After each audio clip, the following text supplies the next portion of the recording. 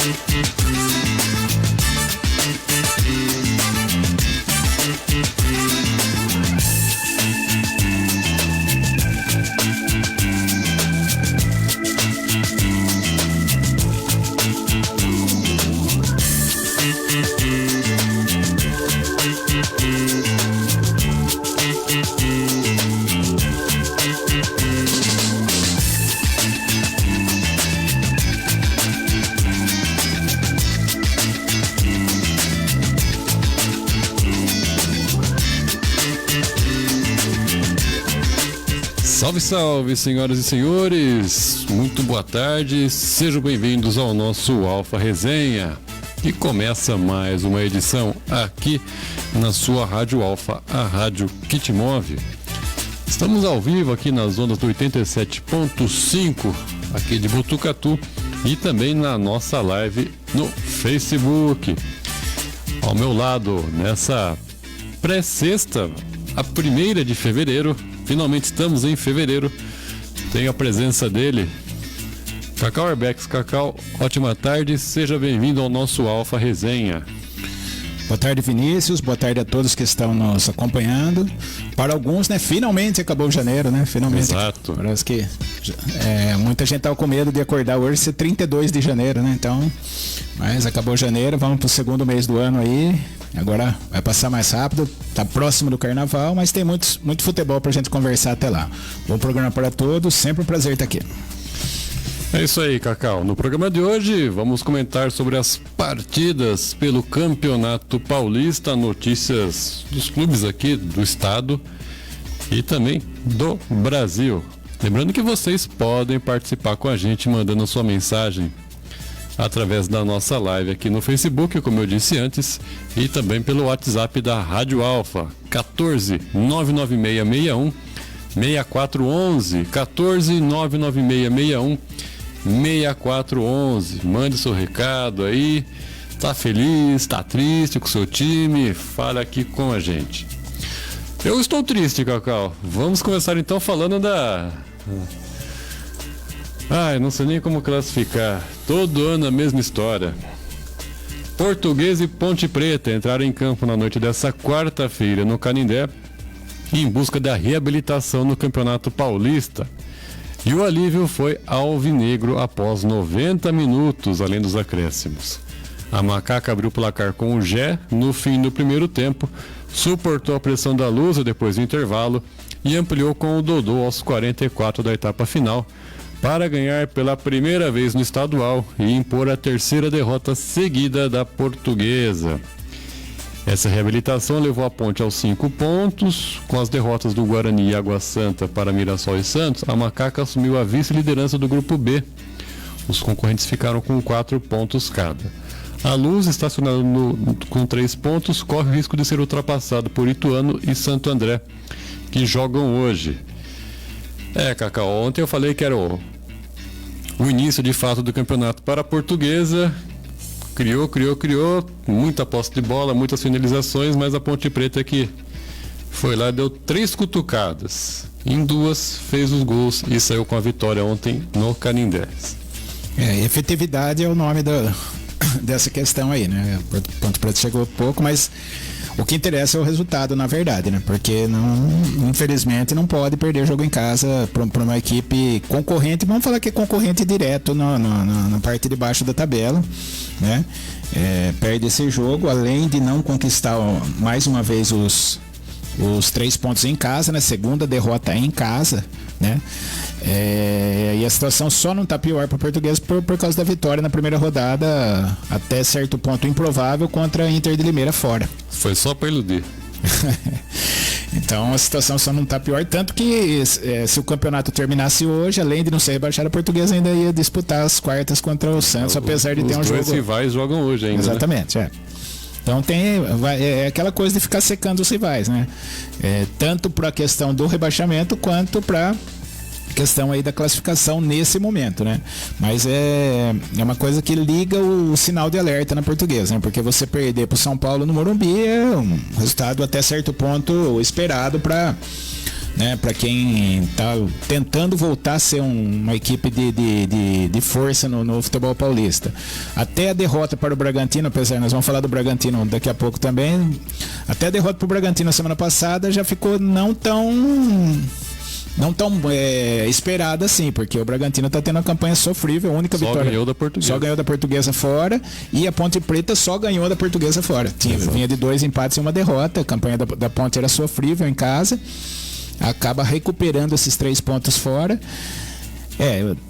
Assim vai ficando difícil, como foi, parece uma repetição do ano passado, né? O campeonato começa bem parecido com o do ano passado. A Portuguesa, se não me engano, tinha tido uma boa, acho que um empate no último minuto contra o Ituano lá, deu um empate com o Corinthians, né? O próprio Bragantino por 3-0 para iludir o pessoal de novo. Né? Tá mais ou menos parecido com o ano passado, esse início de campeonato Portuguesa. Esperamos que tenha o mesmo fim. Esperamos, né? Eu como agora aqui depois que eu conheci o Vinícius, passei a admirar ainda mais a Portuguesa. Já gostava da Portuguesa, passei a admirar ainda mais, né? Acho que é um clube bacana, né, da gente acompanhar. Sempre torci para a Portuguesa como segundo time, né, aqui no estado de São Paulo. Mas enfim, não foi um bom resultado. A derrota nunca é um bom resultado, né? Mas além de tudo, inesperado.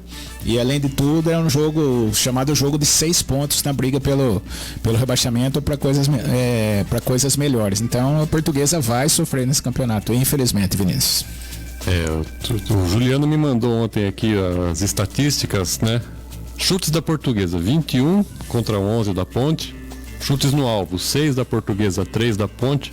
Posse de bola, 68 para a Portuguesa, 32 para a Ponte. Passes, 620 da Portuguesa, 287 da Ponte. Nem sempre a estatística Tá para pistolar mesmo, viu, exatamente, Cacau? não, nem sempre a posse de bola, estatística essa estatística de chutes a gol,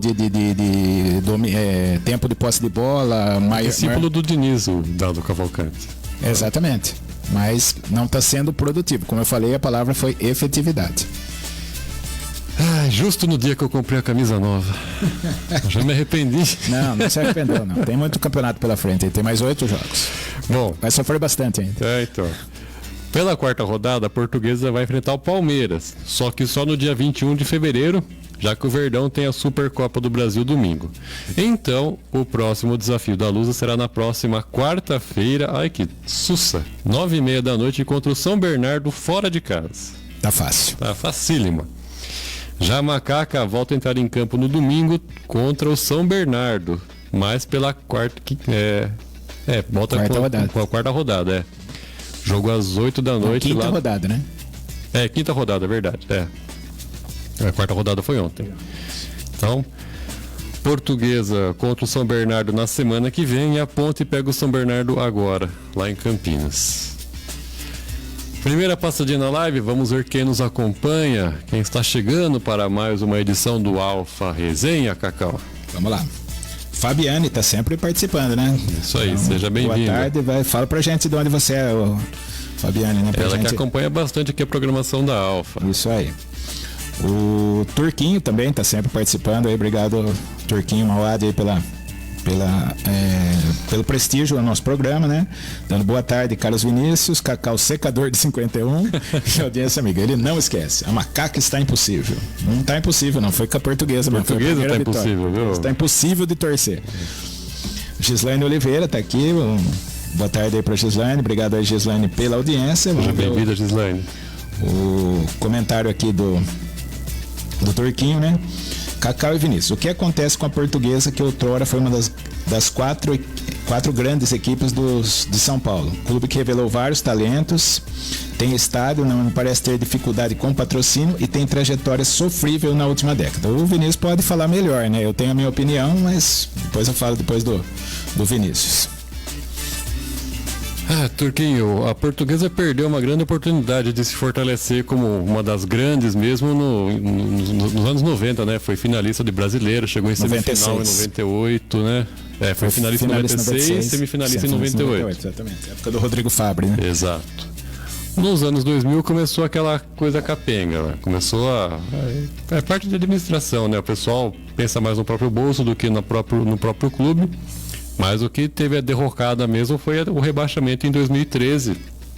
Depois daquele caso da escalação do Everton lá, daí foi ladeira abaixo. Não conseguiu se recuperar, foi queda atrás de queda, conseguiu uma vez disputar a Série D, acho que foi em 2021. Mas agora já não consegue mais. E esse ano que parecia, né, que seria com menos sofrimento, né, que não ia precisar da Copa Paulista para tentar uma vaga no Brasileiro. A campanha no estadual aqui já está mostrando que vamos ter que sofrer até o final. Primeiro para se manter na elite e depois brigar na Copa Paulista por uma vaga na Série D do Brasileiro, Cacau. Eu tenho uma opinião parecida, apesar de não acompanhar tão diretamente assim como o Vinícius. Eu acho que aquela questão do rebaixamento naquela situação da forma como foi, né? O rebaixamento, o Português já tinha sido rebaixado em outras oportunidades e conseguiu se reerguer, não passava muito tempo fora da Série A do Brasileirão, né? E não se cogitava em ficar fora da Série A do Paulista. Com aquele rebaixamento da forma como foi, eu acredito que houve um racha ali na diretoria, né? É um caso muito... É 2013, né, Vinícius? 2013, exatamente. Aquele jogo contra o Grêmio lá, o Everton entrando no lugar do Wanderson. Isso. Então, até então, a Portuguesa sempre ali... Era a Série A e B. Série A e B, mas assim, estava se consolidando, né? Tinha boas campanhas, outras nem tanto. E tinha, né? Você sabia quem eram os jogadores da Portuguesa, você sabia quem era o treinador da Portuguesa, os diretores da Portuguesa, quem era. E depois daquele rebaixamento que ficou muito obscuro, na verdade, essa escalação, até hoje eu não consigo entender o que aconteceu ali. Se foi questão, eu me nego a querer pensar em teoria da conspiração nesse caso, mas não tem cabimento nenhum o que aconteceu, né? Se acontecesse aqui em Botucatu, nos clubes amadores aqui de Botucatu, já seria um absurdo. Imagine num campeonato brasileiro de Série A, né? O que aconteceu, essa questão, essa falta de comunicação, foi um pouco também estava lutando contra o Fluminense, na verdade, né? Que era um clube grande. O Flamengo estava ali no rebolão também. E o mais estranho disso foi dois casos, né? Tanto o Flamengo quanto a Portuguesa foram parecidos. Eles foram punidos com a mesma pena, só que o Flamengo tinha mais pontos e acabou não caindo. Exatamente. Então foi bem complicado essa situação e nunca foi esclarecido totalmente, na minha visão. Para mim nunca foi esclarecido isso. E depois daquilo você não ouviu mais falar da Portuguesa. Assim, quem não acompanha diretamente com o Vinícius. Só coisas negativas e mesmo assim ela sumiu do noticiário. Voltou, assim, a gente ouviu falar de novo da Portuguesa quando ganhou o acesso para a Série... na verdade, depois caiu para a Série B do campeonato, Série A2, né, do Paulista, né, depois ficou ali. Da série, caiu a primeira vez em 2012, quando ganhou a Série B do Brasileiro. Aí em 2012 foi o Paulistão da Barcelosa, vai ser fantástico, caiu. Aí em 2013 foi campeão voltou em 2014 e ficou. O Argel dirigia a Portuguesa naquele estadual. Aí em 2015 caiu e voltou só agora. Então, foram muitos anos na Série A2 sete anos na Série A2 do Paulista. Isso aí quebra financeiramente qualquer equipe. E a gente não ouvia falar da Portuguesa, mesmo na Série A2, a Portuguesa com toda a tradição. A mesma coisa que eu comparo assim do Juventus. Com o Juventus a gente ouvia falar, né? Era um time da capital, tudo. Lógico que a Portuguesa muito maior que o Juventus, com muito mais tradição que o Juventus. Mas o Juventus já era o famoso moleque travesso que a gente ouvia falar sempre e tá perdido ali na Série A2. A gente não se ouve mais falar do Juventus. Eu vou a 3, acho que tá o Juventus agora. Não, tá na 2. Tá na 2. A 2. Inclusive, então, domingo passado assisti Juventus e Portuguesa Santista. Portuguesa Santista, então. E a Portuguesa estava mais nesse nível aí, tendência até a se extinguir. Já chegou a ter essa possibilidade, né? Estádio indo para leilão, tudo. Leilão, tudo. E agora acho que um grupo aí resolveu assumir. A Portuguesa conseguiu voltar o ano passado para a Série A1 do Paulista. Se esperavam que voltar aos bons tempos da Portuguesa. No final, ela conseguiu se salvar, não se sabe como, um jogo em Mirassol lá, que o Tomazello foi fundamental. A Portuguesa ganhou, precisava de outros resultados, conseguiu se manter na Série A1. Parece que não aprendeu a lição. Hoje, são 4 jogos, 1 vitória e 3 derrotas. O Campeonato Paulista é difícil, mas a Portuguesa, pela sua tradição, pelo seu até o volume de torcedores em relação aos esses rivais do interior, deveria fazer uma campanha melhor. A gente espera uma campanha melhor da Portuguesa. Depois o São Bernardo é o Corinthians também fora, viu? Quem sabe a gente se reabilita. Tá fácil a vida da Portuguesa. Muito bem, tem mais comentário aí, Cacau. É isso aí. O Juliano chegando lá de... Vamos já voltar aqui. O Juliano chegando lá de Fortaleza, dando boa tarde aí pro Juliano. Professora Deia Souza, né? Boa tarde, pré-sexta a todos. Opa! Bom ouvir isso. O pré-sexta é bem legal, né? O Carlão da Embi também dando boa tarde a todos. Estamos no aguardo da sua visita aqui, hein? Visita do Carlão. E o Juliano comentando aqui que voltamos a ouvir falar sobre a Portuguesa quando conhecemos o Vinícius. Mais ou menos, né? Vamos falar que coincidiu com a volta da Portuguesa à Série A1 também, né? O Turquinho aqui complementando. Vocês não sabem o quanto que eu camelei antes disso, viu? Quanto que eu fui sofrer nesses anos. Olha meus cabelos aqui. Aí vamos lá. Daí o Turquinho falando que de fato a Portuguesa é para muitos o segundo tempo. Ô Turquinho, você não tem corretor no seu celular? Tá difícil de ler, viu? Cacau e Vinícius, amigos e conhecedores do futebol, vocês são 10. E daí a grande audiência. Como a minha e de tantos outros que participam e gostam de vocês. Obrigado aí pelos elogios aí, Turquinho. Você escreve mal, mas obrigado pelos elogios. Brincadeira, o Turquinho, um grande amigo aí lá da Unesp, ali lá de Rubião. Ele vai lá no Rebola encher o saco de vez em quando, mas é um cara bacana. Só que ele não pode jogar no jogo de fim de ano, porque ele é chorão, fica pedindo falta, fica pedindo lateral, tá muito complicado. Quer apitar o jogo também? Quer apitar o jogo. Se no próximo final de ano vamos dar uma camisa preta pra ele apitar o jogo. O Carlão falando que também dando sua opinião aqui, que a Portuguesa também será que vai indo novamente para a Série A2? Olha, 3 pontos em 4 jogos, os próximos jogos, São Bernardo e Corinthians fora de casa. Complicado, hein? Conquistar ponto nesses 2 próximos jogos. Nem me fale, mas vamos lá. Seguindo em frente, pessoal. Vamos falar agora do Palmeiras, porque com reservas o time venceu o Bragantino por 1-0 no Nabi Abichedi e segue invicto nesse início de Paulistão. O Abel Ferreira poupou os principais jogadores de olho na Supercopa contra o São Paulo domingo. Famigerada Supercopa. E o Verdão ganhou, graças a um gol do Flaco Lopes, que entrou no segundo tempo. Como é que ficou? O Palmeiras foi a 10 pontos com 3 vitórias e 1 empate. A equipe lidera o grupo B, enquanto o Bragantino também é o primeiro colocado do grupo C, com 4 pontos, mas soma 2 derrotas nesse início e ainda pode ser ultrapassado por Mirassol. Foi, né? Foi ultrapassado, foi depois. O Bragantino agora volta a campo domingo, quando enfrenta o Santo André, às 11 da manhã. E o Palmeiras também no domingo joga a Supercopa. Vamos falar dessa Supercopa Rei, diante do São Paulo, às 4 da tarde, no Mineirão. O Bragantino perdeu uma grande chance de pontuar ontem, Cacau. Perder para os reservas do Palmeiras em casa. Só a Portuguesa mesmo para ajudar o Bragantino.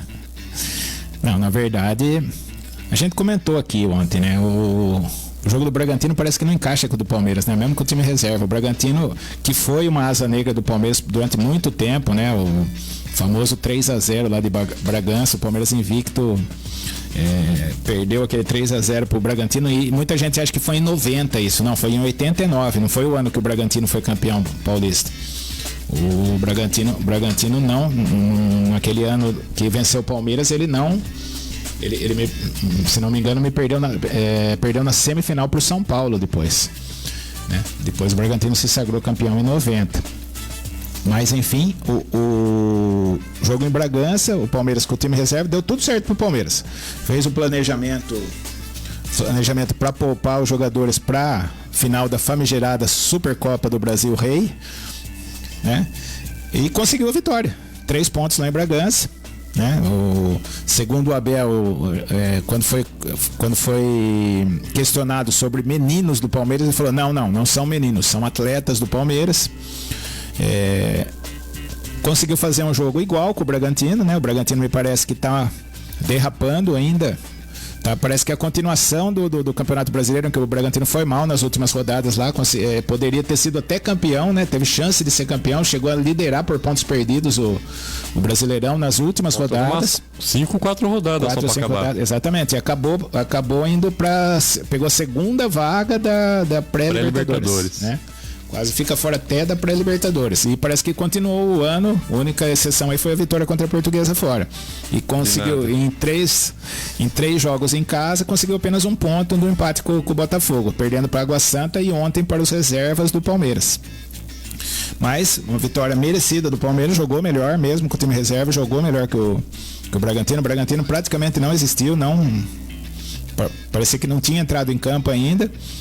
Não sei se o Bragantino está se preparando para esse jogo da pré-Libertadores, que é fundamental, o primeiro jogo da pré-Libertadores, porque quem perde essa primeira perna da pré-Libertadores, nem para a Sul-Americana vai. Então é primordial vencer pelo menos esse jogo para garantir pelo menos a Sul-Americana, que foi o caso do Fortaleza o ano passado, que venceu a primeira perna, perdeu a segunda e depois foi disputar a Sul-Americana e chegou ao vice-campeonato, chegou à final. Foi talvez o melhor negócio do que tivesse disputado a Libertadores. Então talvez estejam sendo preparados para isso, mas o futebol do Bragantino está sofrível nesse início de ano. O do Palmeiras vai dar mais moral ainda para o Palmeiras para esse jogo, né? Que como os dois times chegam com moral, né? Os dois times chegam com moral. São Paulo com a vitória. O São Paulo talvez chegue com mais moral e o Palmeiras mais consciente. Sim. Né? O São Paulo assim, tem resultados mais expressivos, me parece que está jogando melhor, mas o Palmeiras é mais acostumado com esse tipo de jogo, né? Jogo decisivo, como sempre falo, vai ser um jogo para muitos considerado uma final, para mim não. Mas o Palmeiras chega mais maduro, mais acostumado a esse tipo de jogo. Mas ontem foi tranquilo a vitória do Palmeiras. O Bragantino praticamente não ameaçou. O Lomba foi mero espectador, né? Poucas bolas foram ali no gol. E também um destaque aí na entrevista do Abel, além dessa questão que falaram dos meninos do Palmeiras, ele falou atletas do Verdão. Ele elogiou muito o gramado do Nabizão, né? Gramado natural, né? Dando aquela tacada, com certeza, no próprio estádio do Palmeiras, né? Que não é do Palmeiras, né? Quem administra daqui 20 anos será. Será 20 anos. No estádio daqui 20 anos será do Palmeiras. Deu aquela tacada, falando que o gramado do Nabizão, mesmo com a chuva que caiu, bastante chuva lá, não alagou em nenhum momento, o gramado estava perfeito, ele deu a tacadinha dele no gramado do Palmeiras. Mas boa vitória do Palmeiras, dispara aí no seu grupo, né? Faz 10 pontos e lidera o campeonato, se fosse por pontos corridos, ao lado do São Paulo. E o São Bernardo pode chegar hoje também aos 10. Muito bem. Seguindo aqui, tem mais comentário na nossa live aqui, Cacau, o Carlão, né? Ele tá falando que tá aguardando as camisas ficarem prontas, né? Camisas do IMB, né? Futebol Clube. Acredito que semana que vem estarei marcando com vocês a minha presença aí. Tá convidadíssimo, Carlão. É isso aí. Muito obrigado pela audiência também. Agora vamos falar do Peixe. Em partida com erros de finalização e pouca inspiração, o Santos contou com um gol de cabeça do Joaquim na reta final do jogo para vencer o Água Santa por 1-0 em São Bernardo do Campo. Com testes no time titular, o Carille rodou o elenco e se recuperou da derrota no clássico contra o Palmeiras. Atual vice-campeão estadual, o time de Diadema aumentou para 3 a sequência de jogos sem vitória no torneio. O resultado fez o Santos aumentar a sua vantagem na liderança do Grupo A, com 9 pontos. E o Água Santa é o lanterna do B, com 4. Resultado interessante para a Portuguesa. O Água Santa não pontuando também, a briga lá embaixo fica disputada ainda. E o Santos, no campeonato passado todo, teve 3 vitórias e agora nesse aqui com 4 rodadas já ganhou as 3 de novo. Sinal dos novos tempos aí do Santos, né? Do trabalho, início de trabalho, mas o trabalho que eu sempre acho muito bom do Carille, né? Principalmente no Corinthians. Esse Santos tá com um jeitinho de Corinthians, tá com jeito de Corinthians. Tá com jeito de Corinthians, né? Tá bem armado, né? Mesmo na derrota pro Palmeiras, o Santos estava bem armado. O Carille, ele poupou muitos jogadores no jogo contra o Palmeiras, né? Então ontem ele tá fazendo um revezamento e tá tentando chegar na sua equipe ideal. Ontem foi um jogo difícil com o Água Santa. O Água Santa complicou a vida do Santos, né? Mas o Santos o famoso soube sofrer, né? O Água Santa não teve grandes oportunidades assim, mas estava chegando mais, né? Supostamente jogando em casa, mas só tinha torcedor do Santos, né? Em São Bernardo, né? O jogo era mando do Água Santa, mas aí eu falei ontem que era devido à iluminação, mas não, é o gramado de Diadema que não estava em condições de receber um jogo da Série A, Série A1 do Paulista. Mas pro Santos o que vale foi a vitória. E o Santos está precisando disso. Vitórias, né? Dá uma disparada ali no grupo, né? Vai para 9 pontos. Fraco também. No grupo mas tem o Santo André e Ituano, além da Portuguesa, tem o Santo André e Ituano que pode chegar a 6. O Santo André pode chegar a 6 e o Ituano ao contrário, o Ituano pode chegar a 6 ou o Santo André a 5, né? Então, a Portuguesa hoje, o Santos lidera hoje com 9 e o segundo colocado tem 3. Então já abre uma certa gordurinha aí, vai abrir pelo menos, no mínimo, 3 pontos aí pro segundo colocado. Então, uma situação que o Santos faz tempo que não passa no Campeonato Paulista. Como você falou, o ano passado ele conseguiu 3 vitórias em todos os 12 jogos. Em 12 jogos. Né? Em 4 ele já tem essas 3 vitórias, né? Então, uma boa vitória do Santos. O Água Santa eu achei que ia estar bem mais fraco, mas não é uma equipe boba não, tá uma equipe forte. Eu acho que minha previsão, não sei não se vai se concretizar. Eu acho que ele trouxe de volta alguns jogadores, inclusive o Bruno Mezengue, mais 3 estavam no Santos, fizeram parte da campanha do rebaixamento da Série B do Santos, mas também fizeram parte da campanha vitoriosa vitoriosa, né? Um vice-campeonato estadual, muito vitorioso. Certeza. Uma campanha vitoriosa do Água Santa no ano passado. Trouxe os caras de volta lá, então o Água Santa está com uma equipe bastante interessante, né? Eu achei que ia estar bem pior, mas eu acho que tá com uma equipe interessante e vendeu caro a vitória do Santos, mas acredito que é a mesma, vale o mesmo do que a Ponte Preta contra a Portuguesa. Valeu a efetividade. O Santos chegou pouco, mas quando chegou fez o gol lá, um gol de cabeça. Aliás, o Santos fez 6 gols nessa temporada, 5 foram de cabeça. Interessante. Acho que essa é característica do técnico, isso aí, Cacau? Essas jogadas aéreas. Talvez. O Carille nunca foi o técnico da bola no chão, né? Uhum. Então ele prioriza uma defesa forte e lá na frente cruzamentos na área. Tem um centroavante forte, tem os zagueiros sobem bastante também, né? Então é uma característica, acredito, do treinador do Santos, sim. Muito bem. Prosseguindo aqui com o nosso Alfa Resenha. Dando boa tarde também para o Jodemar, né, Cacau? Chegando aqui na nossa live. Aí, Jodemar, eu gostaria de saber a opinião do Jodemar sobre a Supercopa. Se ele, não quem vai ganhar ou vai perder, o que ele acha? Se o São Paulo ganhar o do Palmeiras no domingo, você irá para a Avenida, Jodemar? Eu não vou. Muito bem, fala aí para nós, Jodemar. E assim, por incrível que pareça, eu tô otimista, eu acho que o São Paulo vai ganhar do Palmeiras no domingo. Mas eu não vou para a Avenida. Ontem ainda, Cacau, tivemos o Guarani sendo derrotado em casa pelo Mirassol. O Guarani que venceu fora muito bem o Ituano, jogando em casa, perdeu para o Mirassol por 3-2. E hoje temos mais 3 partidas. O Botafogo de Ribeirão recebe o Santo André, a Inter de Limeira recebe o São Bernardo e o Novo Horizontino joga com o Ituano. Então aqui hoje, para mim, um empate, Botafogo e Santo André. São Bernardo pode ganhar da Inter de Limeira. Novo Horizontino e Ituano. Novo Horizontino, porque o Ituano está no grupo da Portuguesa. Esses são os resultados bons para a Portuguesa, né? Mas é de destacar essa vitória do Mirassol aí, né? O Mirassol, depois de 3 empates, os 3 por 1-1, consegue ganhar do Guarani e assume a liderança do grupo de Corinthians e Bragantino, né? Podemos falar que é uma surpresa. Eu acho que vai classificar Bragantino e Mirassol nesse grupo aí. Tá com tudo para acontecer isso, porque o Mirassol é uma equipe boa, né? Não é de hoje que é uma equipe tá consistente, né? E eu estava lembrando, falando só do Mirassol, no campeonato do Mirassol Day, aquele 6-2 em cima do Palmeiras, eu sempre tenho que lembrar alguma coisa para dar uma feridinha no Palmeiras, né? Mas naquele 6-2, o Mirassol foi rebaixado aquele ano. Foi rebaixado. Exatamente. Né? Foi mesmo ganhou de 6-2 do Palmeiras e foi rebaixado.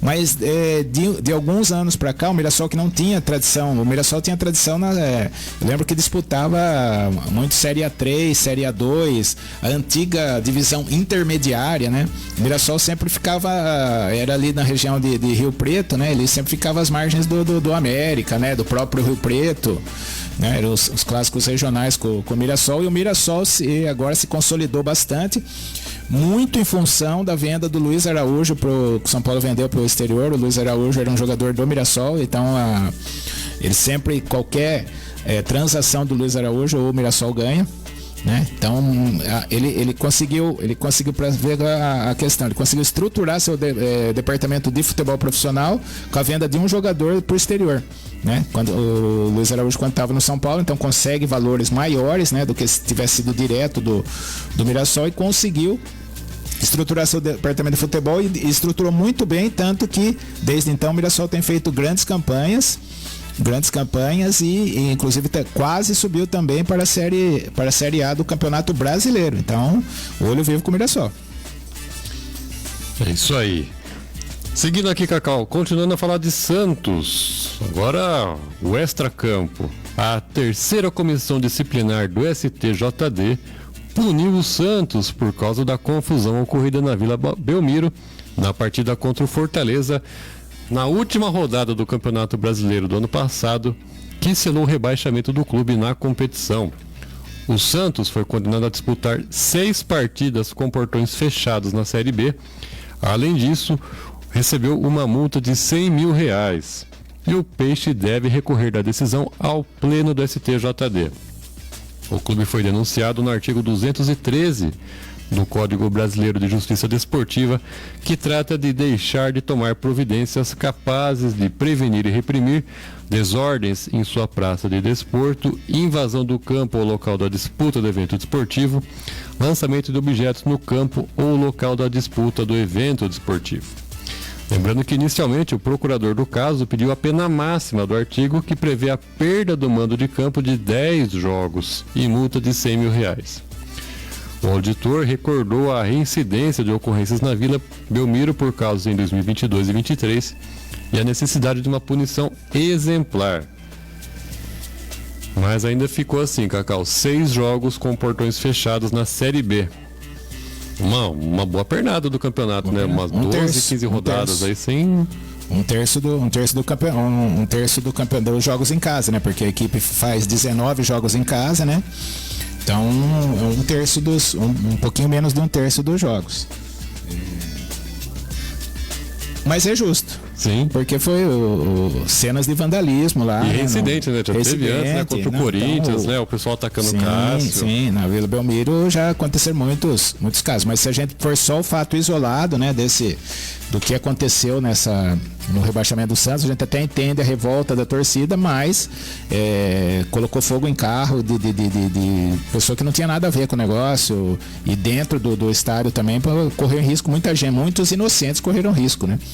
E isso aí não leva a nada, a gente entende até não aceita, mas entende que a revolta dos torcedores, mas não pode chegar nesse extremo.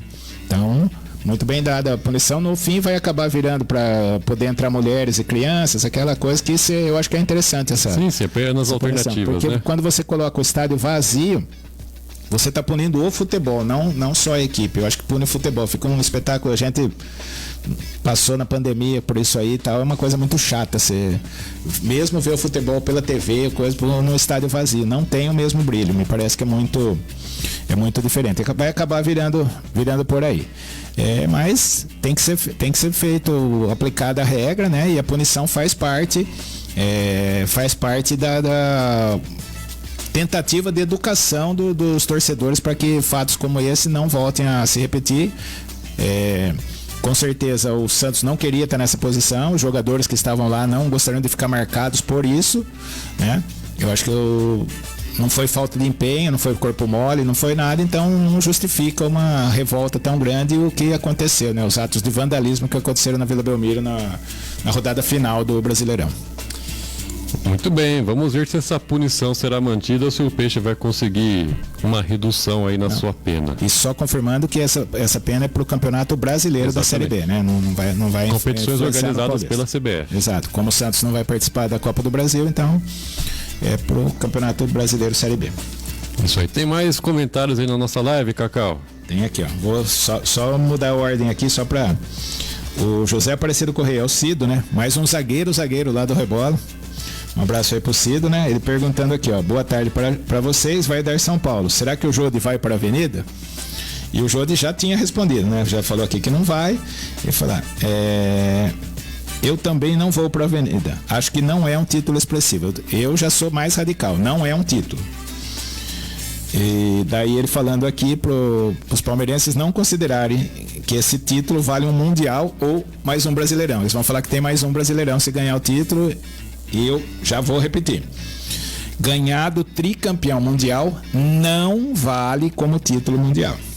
Ponto. Para deixar muito claro. E lembrando também que o Olaria foi campeão da Copa Rio do ano passado. Copa Rio. Então, Olaria, campeão mundial de 2023. Muito bem. Seguindo aqui com o nosso... O Turquinho não está mais na live, senão ele já tinha respondido aqui. Seguindo aqui com o nosso Alfa Resenha, falar um pouco do Corinthians agora. Que, olha, bateu o pé com o Yuri Alberto, hein? O Corinthians recusou uma proposta do Wolverhampton da Inglaterra pelo centroavante corintiano. O clube inglês tentou o empréstimo do jogador até o meio do ano, com valor de compra fixado após o período. Só que não há interesse do Corinthians em emprestar o Yuri Alberto. A diretoria alvinegra avisou que só aceita negociar o atleta em definitivo. Lembrando que o Timão tem 50% dos direitos econômicos do jogador. O Wolverhampton aceitou fixar a opção de compra dos direitos econômicos do Yuri Alberto em aproximadamente 15 milhões de euros, cerca de 80 milhões e meio de reais na cotação atual, mas o Corinthians não quis abrir negociação. A oferta foi apresentada ao Timão por meio da empresa Sports Invest, que tem os ex-jogadores Dudu Cearense e Rodriguinho como sócios. As conversas foram iniciadas nos últimos dias e as partes entendem que não há mais chance de reviravolta, uma vez que a janela de transferências na Inglaterra fecha hoje. Aos 22 anos, o Yuri Alberto vive um momento turbulento no Corinthians. Sem marcar há 10 jogos, o jogador é alvo de críticas dos torcedores e recentemente protagonizou uma polêmica com o técnico Mano Menezes, que o chamou de burro após uma falta de ataque feita pelo jogador na derrota para o São Bernardo pelo Paulista. E por conta da má fase de Yuri, o Corinthians foi ao mercado em busca de um concorrente para disputar posição. O Pedro Raul, que estava no Toluca do México, desembarcou no Brasil na quarta-feira para realizar exames médicos e assinar contrato. Mas vamos esperar assinar para anunciar em Corinthians. Lembrando que o Yuri Alberto chegou ao Corinthians em 2022 por empréstimo do Zenit da Rússia. E desde então foram 26 gols marcados em 95 jogos. Uma média baixa, hein? E para contratar o jogador em definitivo, o Timão cedeu o zagueiro Robert Renan e o meio-campista Duqueiroz. Além de ter emprestado à época o goleiro Ivan e o meio-atacante Gustavo Mantuan, com valor de compra fixado, e só o segundo foi adquirido pelos russos. E aí, o Corinthians foi bem recusar essa proposta da Inglaterra pelo Yuri Alberto, Cacau? Na verdade, não tinha nada de financeiro na proposta. né? Porque iria emprestar de graça. Opção de compra fixada. Opção de compra é uma coisa, mas ele ia jogar, vamos falar assim, única vantagem financeira seria não pagar o salário do Yuri Alberto durante o período que ele tivesse lá no Wolves, né? Eu particularmente, eu acho que se fosse pro Yuri Alberto, eu acho que uma mudança de ares poderia fazer bem para ele. Disputar ataque com o Matheus Cunha? Não, é que assim, eu acho que ele iria para lá e não iria jogar. Ia ficar a situação, eu acredito que ficaria pior ainda do que já tá aqui no Corinthians. Eu acho que um caminho pro Yuri Alberto era um empréstimo para um time aqui do Brasil, né? Só que o Corinthians não vai querer reforçar um adversário, né? Então, mas eu acho que uma mudança de ares, poderia fazer pro Yuri Alberto, porque eu ainda considero o Yuri Alberto um bom jogador. 22 anos só, 22 anos, ele é muito novo para estar nesse nível de cobrança, nesse nível. Eu concordo que se eu fosse torcedor do Corinthians, eu ia estar muito bravo com ele, né? Porque perde muito gol, né? E tem jogadas bizonhas até. O DVD dele tá repercutindo na web aí, as jogadas bizonhas, né? Para não falar outra coisa. E assim, o Neto, que é um comentarista, você pode gostar ou não gostar dele, mas que ele conhece, ele sempre teve lá. Ele falou que o Yuri Alberto não tem fundamentos de futebol. Não deve ter passado por escolinha, ele não tem fundamentos, né? A forma como ele bate na bola, ele não tem fundamentos. Isso eu gravei, isso eu comecei a ver. E daí você vê que tem uns lances que você não vê o jogador profissional fazer, né? Apesar dele ter, se você pegar também os lances, os bons jogos dele, principalmente no primeiro ano de Corinthians, você vê que ele fez grandes jogos pelo Corinthians. Você pegar ele no Internacional, no próprio Santos, né? O próprio Santos, no Internacional, ele fez grandes jogos. Na Rússia eu não acompanhei, então não posso dizer como é que ele foi. Não deve ter ido muito bem para ter voltado, né? Apesar que foi na época da guerra lá, pandemia, todas essas questões aí. Mas enfim, eu acho que uma mudança de ares faria bem pro Yuri Alberto para depois voltar para brilhar na camisa do Corinthians, porque ali tá difícil, porque a torcida tá pegando no pé, o treinador tá perdendo a paciência visivelmente, então tá ficando difícil. O rapaz que entrou no lugar dele fez o gol contra o São Paulo. Então, emocionalmente fica difícil você jogar nessa panela de pressão aí, porque tem essa coisa do centroavante, fica aquela ânsia de você colocar a bola na rede, e nisso aí a ansiedade é inimiga a pressa é inimiga da perfeição, né? Mas a ansiedade também é inimiga na hora de você manter a calma para fazer um gol, para fazer uma jogada melhor, né? E mesmo o jogador profissional preparado para isso tudo, com certeza fica ansioso na cara do gol, mesmo um artilheiro como o Yuri Alberto. Mas enfim, eu acho que não seria um negócio bom nem pro Yuri Alberto e nem pro Corinthians essa saída pro Wolves. Ele ia ficar sem o jogador por esse período aí, né? Ia ficar sem o jogador, não ia receber nada por isso e ele não iria jogar, muito dificilmente iria jogar no Wolves. Então não sei se seria um bom negócio para nenhuma das equipes. Talvez pro Wolves, mas iria pagar também o salário do Yuri Alberto, que talvez pro mercado inglês não seja tanta coisa assim, né? Mas talvez fosse um negócio mais vantajoso para o Wolves, mas não se concretizou e eu acho que nessa aí o Corinthians foi bem. Muito bem, então, Corinthians permanecendo com o Yuri Alberto e próximo de anunciar o Pedro Raul. Um ataque novo aí do Corinthians. Vamos ver se dá certo agora para a sequência da temporada. O Corinthians está bem.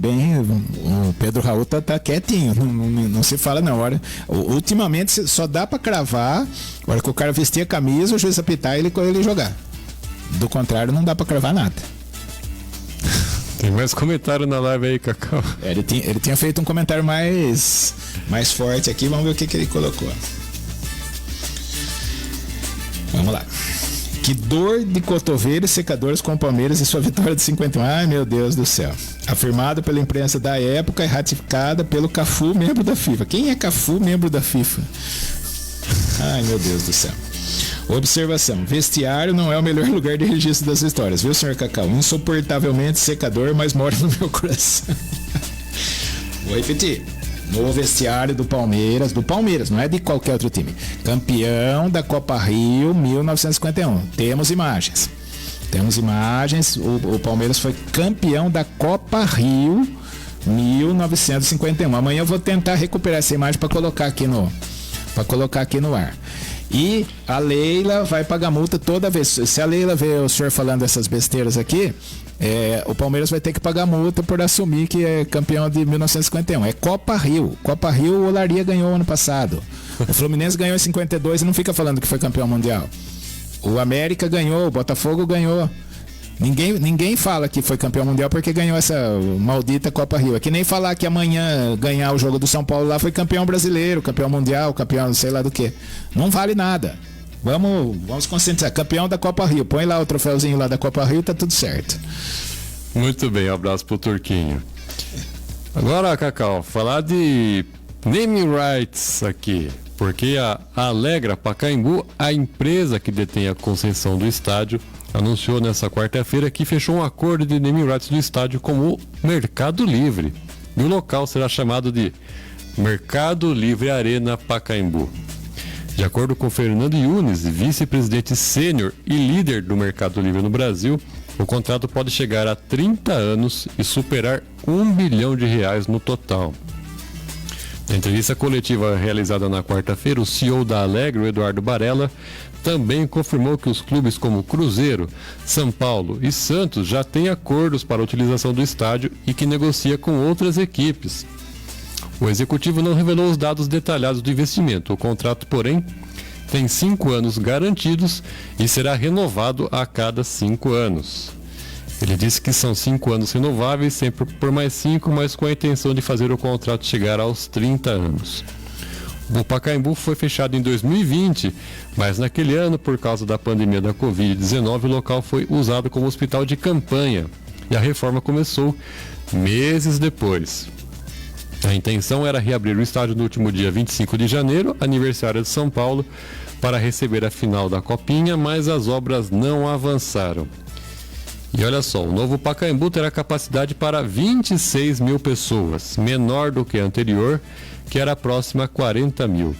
O tobogã, a arquibancada que ficava atrás de um dos gols, foi demolida e no local está sendo erguido um prédio multiuso, que terá hotel, centro de convenções, lojas e restaurantes.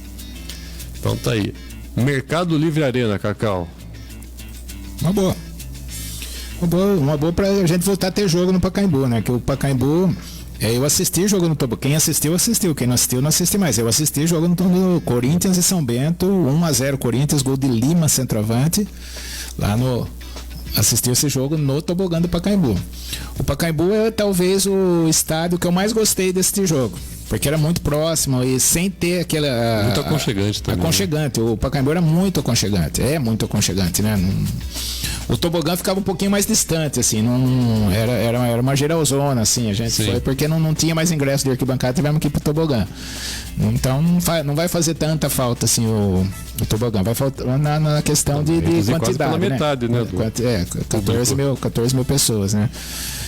Mas o Pacaembu, eu já assisti jogo na numerada do Pacaembu, em vários pontos ali do Pacaembu, a visão é excelente, né? Tem aquela curvinha que é a famosa curvinha da torcida do Corinthians que ficava ali, é muito bacana desse jogo ali. O Pacaembu o Pacaembu e o estádio antigo do Atlético Paranaense, quando era a Arena da Baixada sem nenhuma reforma. Com aquele paredão lá. Com o paredão, com a escola do lado. Aqui é o estádio maravilhoso, era o estádio maravilhoso para se assistir. Ele e o Pacaembu são os estádios que eu mais gostei de assistir jogo. É bem interessante essa questão aí. Eu só não entendi o que o Cruzeiro tem a ver com o negócio aí, que o Cruzeiro vai mandar jogo no Pacaembu. Estranho, né? Exato. O Cruzeiro de Belo Horizonte, né? Vai mandar jogo no Pacaembu. Tem alguma coisa com o Ronaldo, pode ser, né? Ou alguma questão de patrocínio, que por Mercado Livre, quanto mais jogos tiverem no Pacaembu, seria interessante que o seu nome vai estar sendo divulgado na imprensa esportiva, né? O Santos é natural que tenha esse interesse, o São Paulo também, porque o Morumbi vai ser utilizado para shows, né? E aí ter o Pacaembu à disposição é muito melhor do que, por exemplo, a Arena Barueri.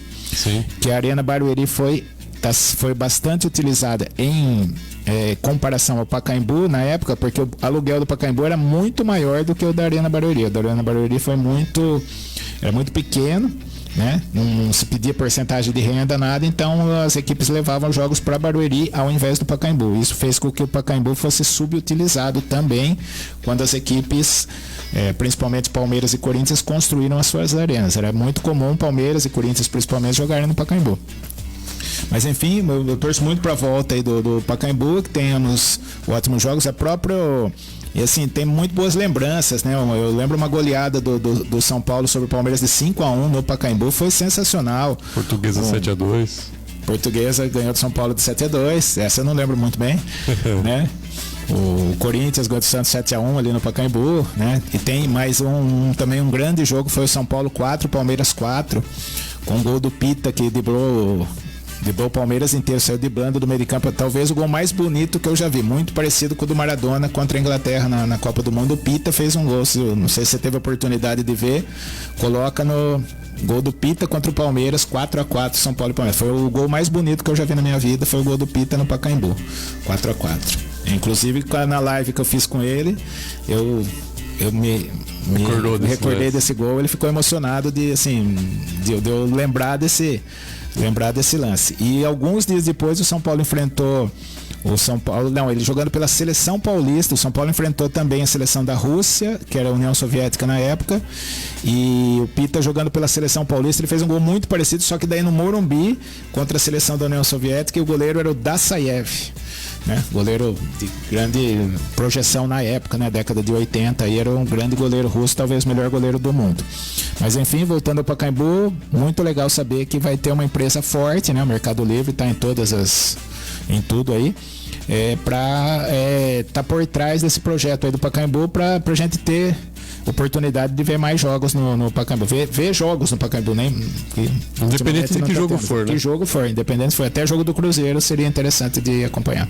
Eu lembro que eu fui 2 vezes ao Pacaembu, mas as 2 vezes que eu fui foi para visitar o Museu do Futebol, mas na caminhada pelo museu tem um portão ali que você consegue ir para fora, assim, aí você tem uma visão do estádio do Pacaembu. Então, é um estádio muito, muito bonito. Eu tenho muita vontade, porque é um estádio que está bem localizado também, Cacau, na cidade de São Paulo. Ali quando eu fui para lá, eu peguei o metrô, desci nas Clínicas também. São vários ali, né? Ali é bem tranquilo.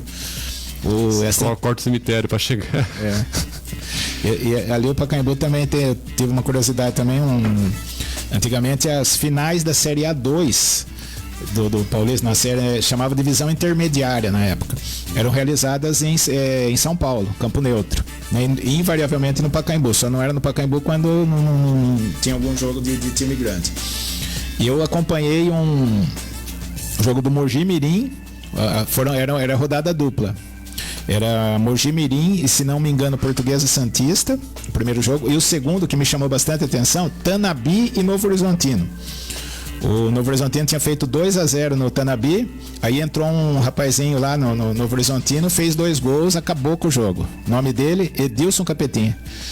Depois vinha saber que era o Edilson virou jogador do Palmeiras, Corinthians, campeão mundial com a seleção brasileira, né? O Edilson Capetinha jogava no Tanabi, eu vi ele atuar no Pacaembu, era reserva do Tanabi. Muito bem. Seguindo com o nosso Alfa Resenha, antes de irmos para o último assunto, Cacau, o pessoal repercutindo aqui da matéria do Pacaembu e lembrando esse jogo que você mencionou. Aí o Juliano aí confirmando, né? O Juliano, que é um pouquinho mais novo que eu aqui, lembrando, né? Um dos melhores jogos que assisti. São Paulo 4, Palmeiras 4. Aliás, nesse jogo o Juliano vai lembrar. Tava 4-3 pro São Paulo, 45 do segundo tempo, pênalti pro São Paulo. Vai Careca para a cobrança, chuta, a bola bate na trave, a bola atravessa o campo, o Palmeiras consegue o escanteio, Luizão Pereira de cabeça no escanteio, 4-4. São Paulo poderia ter feito 5-3, o Palmeiras foi lá e empatou o jogo. Além dos 4-4, teve pênalti perdido pelo São Paulo. Esse jogo eu gostaria eu não sei se vai ter na íntegra para assistir, eu gostaria de assistir novamente. Os gols eu sei que tem, e esse gol do Pita tá em todo lugar aí. Foi o primeiro gol do jogo, tava 0-0, foi no Leão o gol. Muito bem. E o João Cecílio também dando seu oi pra gente. Seja bem-vindo, João. Boa, João. Cacau, prosseguindo aqui agora, falando do super campeonato aí do final de semana, que o senhor está ansioso para acompanhar, não vê a hora de ver a bola rolar. A Supercopa. o maior jogador de todos os tempos, Pelé, será um homenageado especial da competição que abre a temporada do futebol brasileiro. A partir dessa edição, a CBF passa a chamar a Supercopa do Brasil de Supercopa Rei. E essa é a competição que reúne o campeão da Copa do Brasil e o vencedor do Campeonato Brasileiro. Nesse domingo, às 4 da tarde, o Palmeiras, atual campeão da Série A do Brasileiro, e o São Paulo, vencedor da Copa do Brasil, se enfrentarão em Belo Horizonte. O jogo no Mineirão será marcado por uma série de tributos ao rei do futebol, que nos deixou em dezembro de 22. Edinaldo Rodrigues, presidente da CBF, diz que o Pelé merece todas as homenagens. O seu legado será sempre reverenciado pela CBF. A Supercopa Rei é uma maneira de dar ainda mais importância para a competição que abre oficialmente a temporada do futebol brasileiro e já caiu no gosto do nosso torcedor. Menos eu. Já o Lenin Franco, que é diretor de marketing da CBF, disse que a ideia de chamar a competição de Supercopa Rei está dentro do contexto de uma suma importância para a CBF, que é preservar a memória do futebol brasileiro, fazer com que as novas gerações não percam a referência dos grandes ídolos do futebol. Nesse caso, a maior referência de todos os tempos. Esse jogo é uma maneira que nós, súditos, temos de homenagear eternamente o rei do futebol. Então aí, às vésperas da disputa, a Supercopa do Brasil sendo rebatizada. Agora será Supercopa Rei, Cacau. Para mim, qualquer homenagem seja feita no âmbito de futebol pro Pelé é válida, né? Sempre merecida e justa, acho que não há discussão quanto a isso. Mas eu colocaria Supercopa Pelé, porque rei, pra molecada pode passar despercebido, pode ser o Roberto Carlos. Pensei isso. Né? Então, por que não Supercopa Pelé? Não é só um detalhe. Mas eu acho que deu uma bola dentro, apesar de eu não gostar da competição, não achar que tenha toda essa importância. O próprio presidente... O ano passado foi o Brasileirão Rei já, né? Então, Brasileirão Pelé, por que não? É Supercopa Pelé. Né? O Rei Pelé. Sim. Né? Então, é só esse detalhe, mas a homenagem é justíssima e acho que está bem de acordo. Acho que uma primeira bola dentro aí do Edinaldo. Atrapalhadinho também esse cara, hein? Bem atrapalhado e ele deu uma importância aí talvez excessiva a essa Supercopa, como aproveitando o embalo da televisão que fica engrandecendo tanto esse evento. Muito bem, falando em agradecer evento aqui, o João já trazendo informações aí, né? Ele falando que vem aí o campeonato olímpico da Associação Atlética Botucatuense. Vai se inscrever? Com certeza, até nesse que eu tô inscrito aqui das torcidas, eu me inscrevo em todos os campeonatos da AB. O que vale é participar. Como diria meu amigo Gerdinho, o que vale é estar no grupo. É isso aí, sem dúvida alguma. Bom, esses foram os nossos destaques de hoje, Cacau. Vamos ficando por aqui. Suas considerações finais. Gostaria de agradecer todo mundo que participou aí, né? O pessoal bem ativo aí, comentando, né? Assim que é legal a gente discutir, debater, né? As questões aqui. Até eu pulei um comentário aí do Turquinho, que ele apagou, aliás, né? Falou que eu sou sempre ágil nos argumentos, né? Mas esse ele levantou a bola para mim. Mas obrigado aí a todo mundo que participou, né? Vamos aí acompanhar a rodada aí do futebol, todos os acontecimentos, né? Amanhã vamos falar mais dessa famigerada Supercopa Rei.